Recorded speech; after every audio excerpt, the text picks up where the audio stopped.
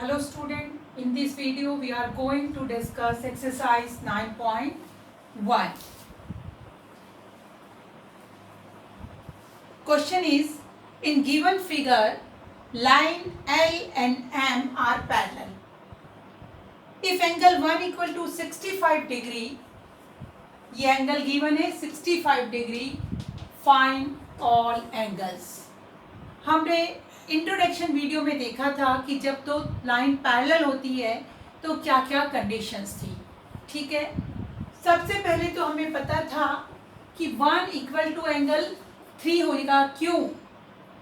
Vertically opposite angle. तो angle 1 equal to angle 3. यहाँ आप रीजन लिखोगे. क्यों? क्या रीजन है? Vertical opposite angle.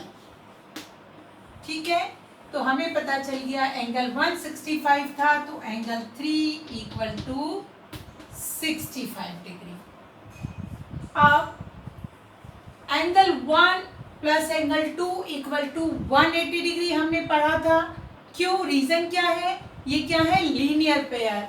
तो हम लिख सकते हैं angle 1 plus angle 2 equal to 180 degree. हमें रीजन गिवन करना पड़ेगा. रीजन हमेशा देना पड़ेगा लीनियर पेयर. अब लीनियर पेयर है तो एंगल 1 हमें पता है कितना है 65. तो एंगल 2 इक्वल टू आ जाएगा 180. तो एंगल 2 इक्वल टू 180 माइनस 65 और सॉल्व कीजिए. 10 में से 5, 7 में से 1 तो ये आ गया 115 डिग्री. अब एंगल 115 डिग्री है तो एंगल 4 भी 115 डिग्री होगा. वाई? Vertically opposite angle. तो यहां पर मैं लिख सकती हूं एंगल 2 इक्वल टू एंगल 4 और शॉर्ट फॉर्म में मैं लिख रही हूं वर्टिकली अपोजिट एंगल. तो एंगल 4 भी आ गया 115 डिग्री. अब हमारे पास ऊपर के चारों एंगल आ गए. ठीक है, अब हमने क्या पढ़ा था? याद कीजिए इंट्रोडक्शन वीडियो को कि एंगल 1 और एंगल 5 आर करस्पॉन्डिंग एंगल्स. ठीक है ना, ये सारे आगे तो हम करस्पॉन्डिंग एंगल या अल्टरनेट एंगल किसी से भी हम निकाल लेंगे बाकी एंगल. तो मैं यहां पर मेरे पास क्या क्या चीजें आ गई है? ये 65, ये 65, ये 115 और ये 115. 1 2 3 4 चार एंगल हमारे पास आ गए हैं.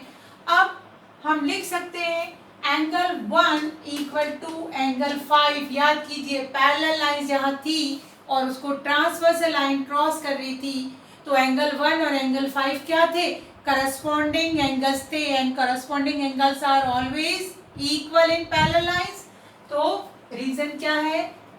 ये सारे इसी को मैं सारे इसी में दे दूंगी. एंगल 4 इक्वल टू एंगल 8 और एंगल 2 इक्वल टू एंगल 6 और एंगल 3 इक्वल टू एंगल 7. और क्या रीजन है इन सब का? Corresponding angles. Corresponding angle. तो अब आपके पास क्या आ गया? एंगल 1 आपको पता था कितना है 65. तो angle 5 equal to 65 degree.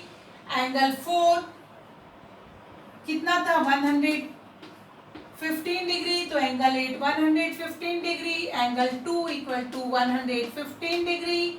And angle 6 equal to 115 degree. और एंगल 3 कितना था? 65. तो एंगल 7 इक्वल टू 65 डिग्री. बहुत अच्छे से अगर आपने इंट्रोडक्शन वीडियो को ध्यान से देखा होगा तो आपके कॉन्सेप्ट क्लियर होंगे. तो ये क्वेश्चन आप इजीली सॉल्व कर सकते हो. नेक्स्ट इज क्वेश्चन नंबर 2, जहां हमें क्या करना है? Check whether the line LM are parallel और नॉट. हमें देखना है ये लाइन पैरेलल है कि नहीं. इसमें 3 अलग अलग लाइन दे रखी हैं. ये ट्रांसवर्सल लाइन है, ये 110 डिग्री और दिस इज 125 डिग्री। ये दोनों लाइनें वैसे तो आपको दिख रही है साफ साफ, पैरेलल लाइंस नहीं है, लेकिन रूल्स के अनुसार ये और ये आर करस्पॉन्डिंग एंगल्स, तो corresponding angles are not equal, so this line is not equal. Angle 110 is इसको इस तरीके से लिख लीजिए, इन पैरेलल लाइन, ये सिंबल है पैरेलल का, in parallel line corresponding angles are equal, corresponding angles are equal, corresponding angles हमेशा equal होते हैं और ये दोनों ही corresponding है।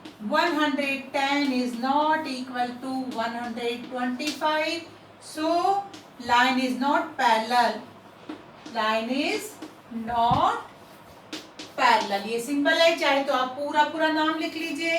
इसी का सेकंड पार्ट,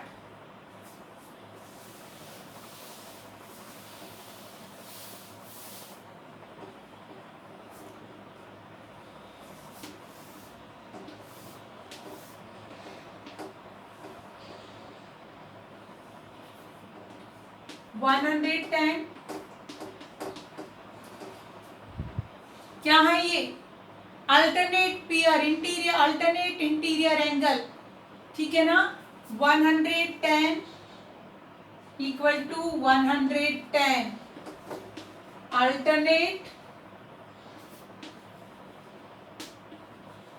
इंटीरियर एंगल,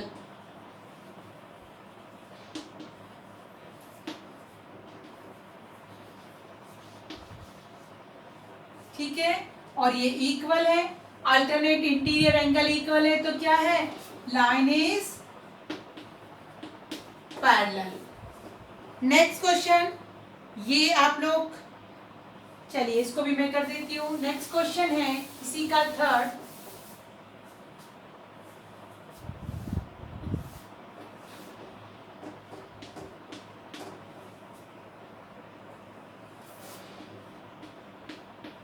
ये क्या है? याद कीजिए, ये ट्रांसवर्सल लाइन के एक साइड में आने वाले एंगल हैं, तो इनका सम कितना होता है? 180 डिग्री।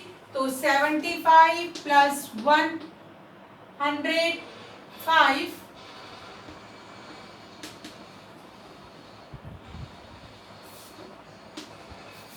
इक्वल टू 180 डिग्री, ठीक है ना।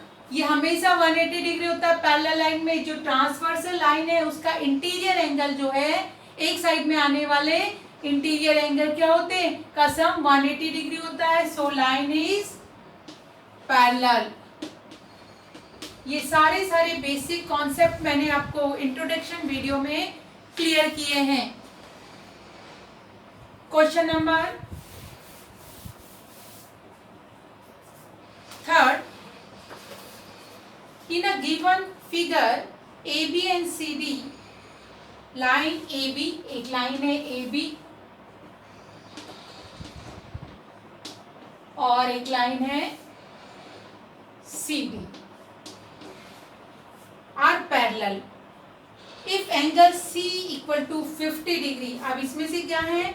दो ट्रांसवर्सल लाइन गुजर रही है, एक लाइन ऐसे है और दूसरी ये है, और यहाँ पर आपको एंगल कौन कौन से दे रखे हैं देखिएगा, A B C D E F G H I J K L M N O P. ये बहुत सारे एंगल्स दे रखे हैं और आपको angle M equal to 115 degree, angle M दे रखा है 115 डिग्री, और फाइंड द, और एंगल C दे रखा है इक्वल टू 50 डिग्री, और आपको सारे के सारे एंगल को फाइंड आउट करना है। बहुत बहुत इजी है। पहले हम एक लाइन लेंगे, ठीक है। एंगल C दे रखा है 50 डिग्री ये वाला, तो एंगल ए कितना होगा? बोलिए angle C equal to angle A, क्यों? वर्टिकली अपोजिट एंगल मैंने शॉर्ट फॉर्म में लिखा है, तो एंगल ए इक्वल टू कितना हो गया? 50 डिग्री। ठीक है, फिर सेम वैसे ही करना है, angle A plus angle B equal to 180 degree. Why? Linear pair.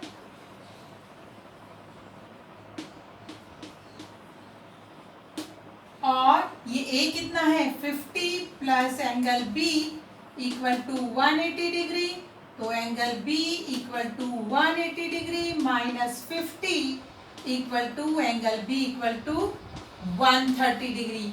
आपका एंगल बी आ गया 130 डिग्री, तो angle D equal to angle B, वापस से क्या? वर्टिकली अपोजिट एंगल, तो angle D equal to angle B कितना आया था आपका? एंगल बी इज 130 डिग्री, तो एंगल डी हो गया 130 डिग्री। ठीक है, अब बहुत इजीली, चाहे आप अल्टरनेट वाले रूल से करो चाहे करस्पॉन्डिंग से करो, तो हम करस्पॉन्डिंग से कर लेती हूं मैं। Angle A equal to angle E, और इक्वल टू क्या होगा? एंगल ई ए के बराबर होगा, और ए है 50 डिग्री। इसी तरीके से angle B equal to angle F, और एंगल बी है 130 डिग्री। इसी तरीके से angle C equal to angle G equal to 50 degree, और इसी तरीके से angle H equal to angle D, और एंगल एच जो है वो किसके इक्वल है? एंगल डी के, तो एंगल डी है 130 डिग्री, और यहाँ रीजन दोगे करस्पॉन्डिंग एंगल्स।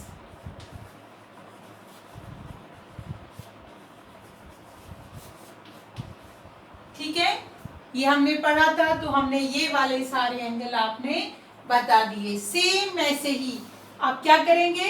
सेकंड वाले पेयर को लेंगे इन सबको, तो अब यहां पर कैसे करेंगे देखिएगा। हमें गिवन है angle M, angle M equal to angle O, और एंगल एम कितना था? एंगल एम गिवन था हमारे पास 115 डिग्री, 115 डिग्री, क्यों? Vertically opposite angle. ठीक है, और इसी तरीके से angle N plus angle M equal to 180 degree. Why? Linear pair. पता है ना, sum of linear pair is 180 degree. Angle N plus angle M हमारे पास है 150 इक्वल टू 180 डिग्री, तो angle N equal to 180 degree minus 115 equal to. ठीक है, अब एंगल कौन सा बचा? Angle P equal to angle N equal to 65 degree, reason vertically opposite angle. ठीक है, अब सेम ऐसे ही angle B equal to angle M और equal to angle 150, angle L equal to angle P equal to 65 degree, angle R equal to angle N equal to 65 degree, और angle K equal to angle O equal to 115 degree, reason corresponding angles. क्या रीजन है? ये सब क्या एक दूसरे के करस्पॉन्डिंग एंगल हैं। आई होप आपको ये क्वेश्चन अच्छे से समझ आया होगा। नेक्स्ट क्वेश्चन इज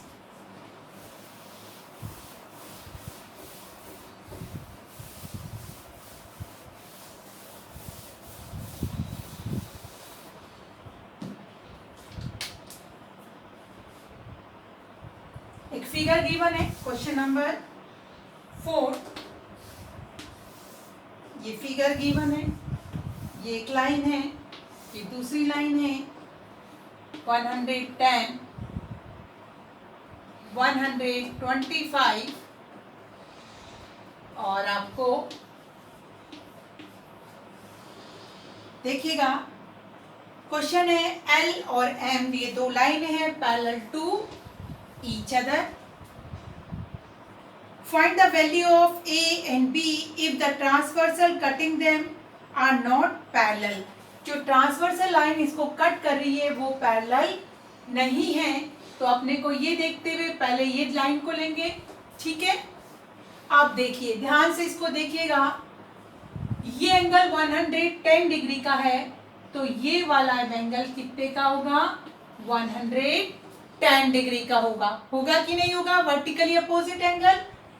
इसी तरीके से इन दोनों एंगल का सम मैंने बताया था, वन साइड में जो एंगल होते हैं, हमने क्वेश्चन किया था सेकंड वाले का थर्ड, उनका सम 180 डिग्री होता है, तो हम कह सकते हैं B plus 110 equal to 180 degree, तो B equal to 180 minus 110 equal to 70 degree, ठीक है। अब हम सेम क्या करेंगे, ये एंगल A है तो ये एंगल भी क्या होगा, A होगा, क्यों, वर्टिकली अपोजिट एंगल, और इन दोनों का सम, एक साइड के दो एंगल होते हैं उनका सम कितना होता है किसी भी ट्रांसवर्सल लाइन के, 180 डिग्री, तो A plus 125 equal to 180 degree, तो A equal to 180 degree minus 125, 5 7 में से, ठीक है, तो ये आ गया आपको, सॉरी 55 डिग्री, तो ये आपके पास कितना आ गया है, 55 डिग्री। बहुत इजी क्वेश्चन था,